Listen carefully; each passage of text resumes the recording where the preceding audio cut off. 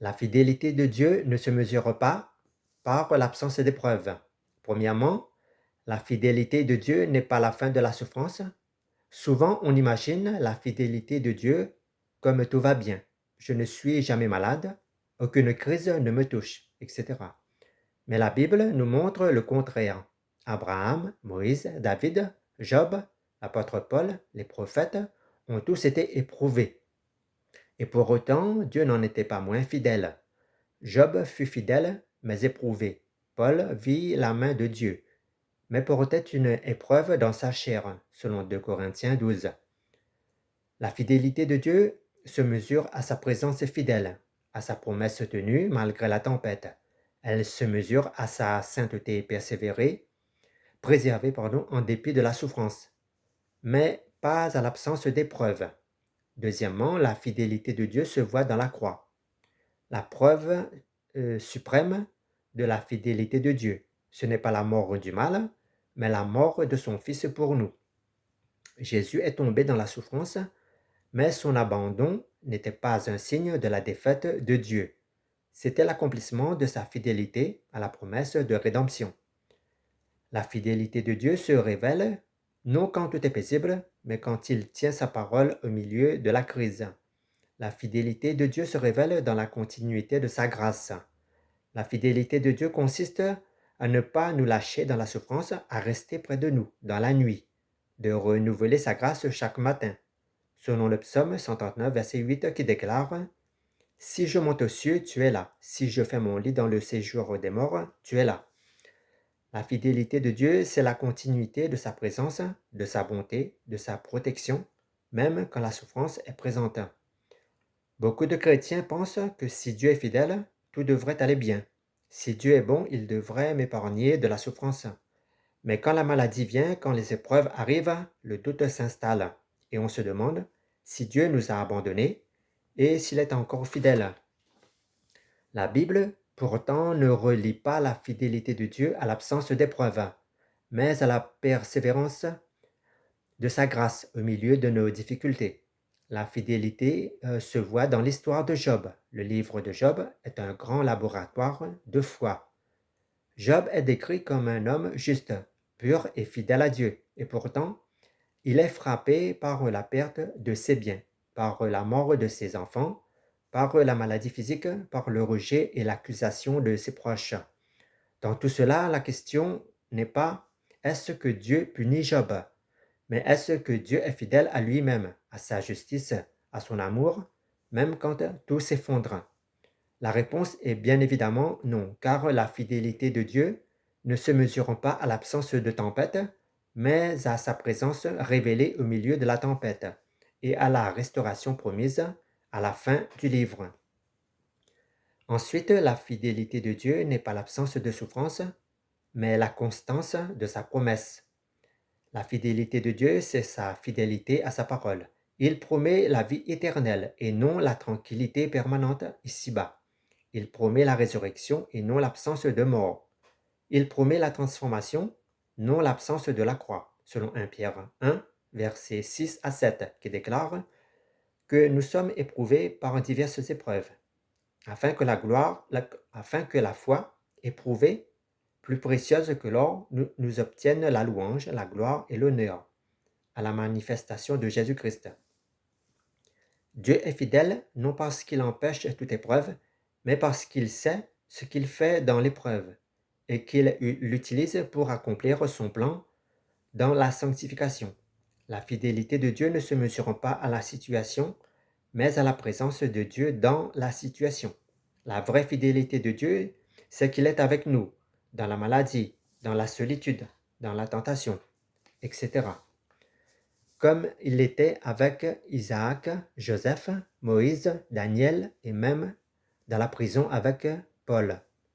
Le psaume 23 déclare « Même si je marche dans la vallée de l'ombre de la mort, je ne crains aucun mal, car tu es avec moi. » Ici donc la vraie liberté selon Dieu, ce n'est pas la disparition de la vallée, mais la présence du berger, Jésus le Seigneur des Seigneurs.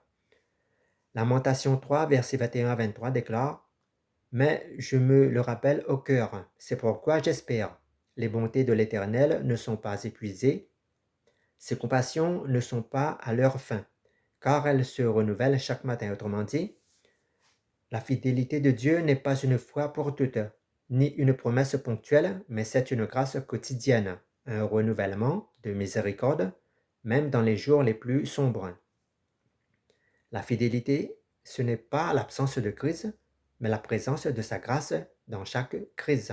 Enfin, la fidélité de Dieu ne dépend pas de nos circonstances ni de notre compréhension, et encore moins de la tranquillité apparente, mais dépend de notre réponse à cette fidélité, qui se mesure à la manière dont nous gardons la foi malgré la souffrance, la manière dont nous continuons à prier malgré le silence, la manière dont nous persistons à faire le bien, même quand tout semble se retourner contre nous, selon Job 13, verset 15, qui déclare: Il me tuera, mais je mettrai encore en lui mon espérance.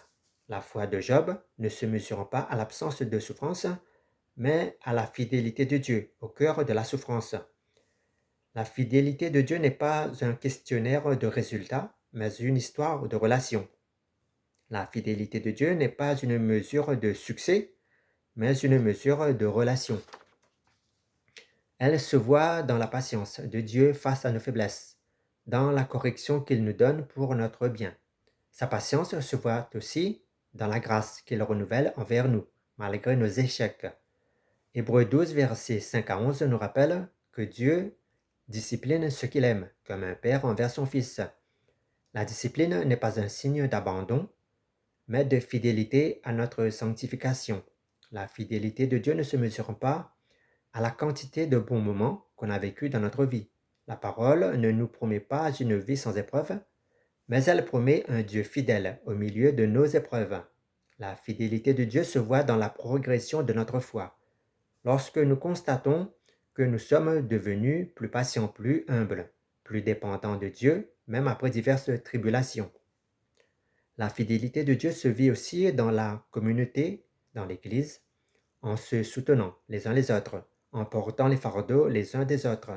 Autrement dit, Dieu est fidèle, même si j'entre dans l'épreuve, même si je ne comprends pas, même si la souffrance est intense, même si j'ai l'impression que Dieu m'a abandonné. Donc, affirmons avec conviction que la fidélité de Dieu ne se mesure pas par l'absence d'épreuves dans ma vie, mais elle se mesure par sa grâce, par sa présence, par sa parole, par sa croix, qui nous sommes et nous sanctifie, même dans la nuit la plus profonde de notre vie. Ensuite, la vraie liberté en Christ n'est pas l'absence de souffrance, mais la capacité à vivre sous la main de Dieu, à prendre la confiance, la liberté et la fidélité dans le combat.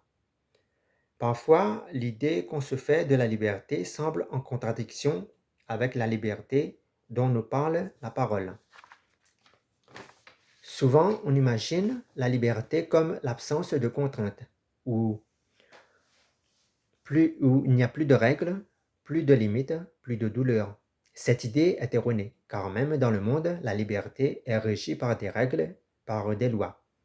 Mais dans la Bible nous parle d'une liberté de nature relationnelle et non anarchique. En Christ, nous sommes des enfants de Dieu et non des fantômes libres, flottant au-dessus de la souffrance.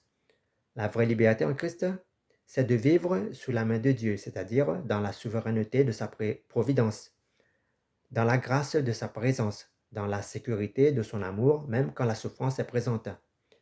La liberté en Christ n'est donc pas d'échapper à la souffrance à tout prix, mais c'est d'être conduit à travers elle par un Dieu qui ne nous lâche pas.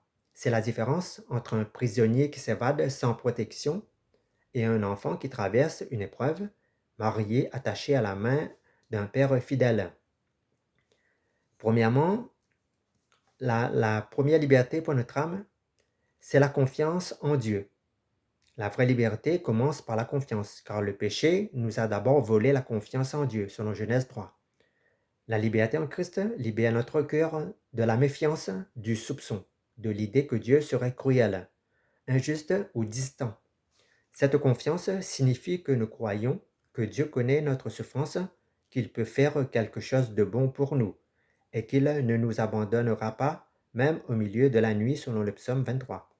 La confiance en Jésus, c'est la liberté de ne plus se fier à soi-même, ni à une religion de performance, mais à la fidélité de Dieu révélée dans la croix.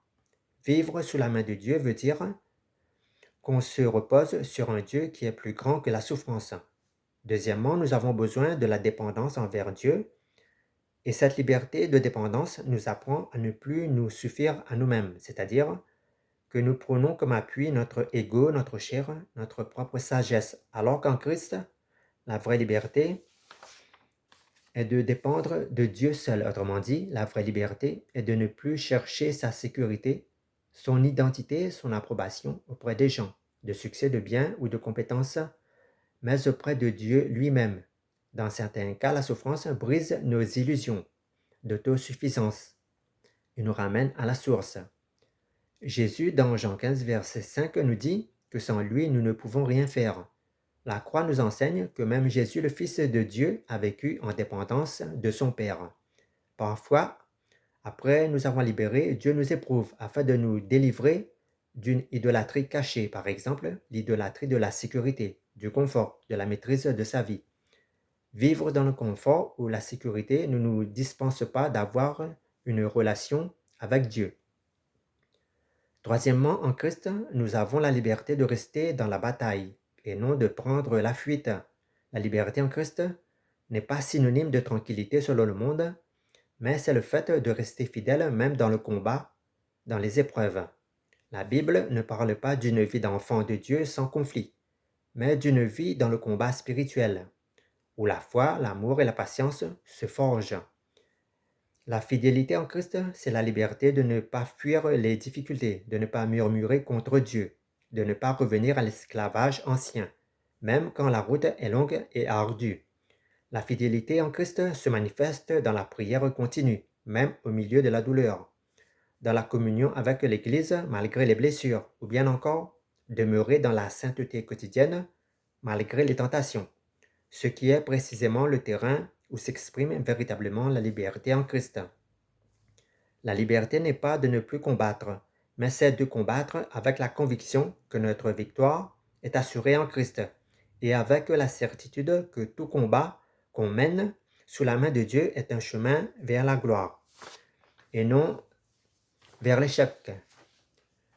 Quatrièmement, le combat est une école où se manifeste la vraie liberté en Christ. Beaucoup de chrétiens vivent ce paradoxe.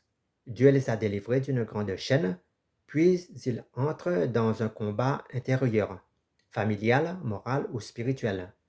Le combat spirituel est un exercice de la liberté en Christ, et non le signe de son absence.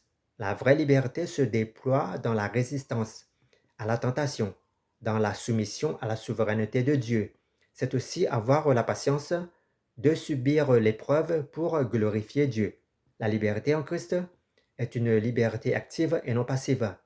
Dieu ne nous a pas délivrés de l'esclavage du péché pour qu'on se repose. Autrement dit, vivre sous la main de Dieu dans le combat veut dire donc accepter que la souffrance est un terrain de sanctification, mais que sur ce terrain, on est revêtu de l'armure de Dieu, selon Éphésiens 6, fortifié par l'Esprit et déjà déclaré vainqueur en Christ. La liberté en Christ est réelle et complète, mais comme nous portons encore un corps souffrant, vivant dans un monde marqué par le mal, nous avons l'impression qu'en Christ, notre liberté n'est pas complète, alors que notre liberté, nous l'avons déjà obtenue par la croix. Selon le psaume 23, même si je marche dans la vallée de l'ombre de la mort, je ne crains aucun mal, car le Seigneur est avec moi. Ici donc, la liberté n'est pas la disparition de la vallée, mais c'est de cheminer avec Dieu au milieu de la vallée. La vraie liberté, c'est de ne plus craindre la souffrance, mais plutôt de craindre de vivre hors de la présence de Dieu. Dieu permet l'épreuve, non pour nous détruire, mais pour nous transformer selon sa volonté. La liberté en Christ, c'est être libre de ne plus préférer sa propre manière de voir, mais c'est d'être libre de se fier au cœur de Dieu, même quand on ne comprend pas.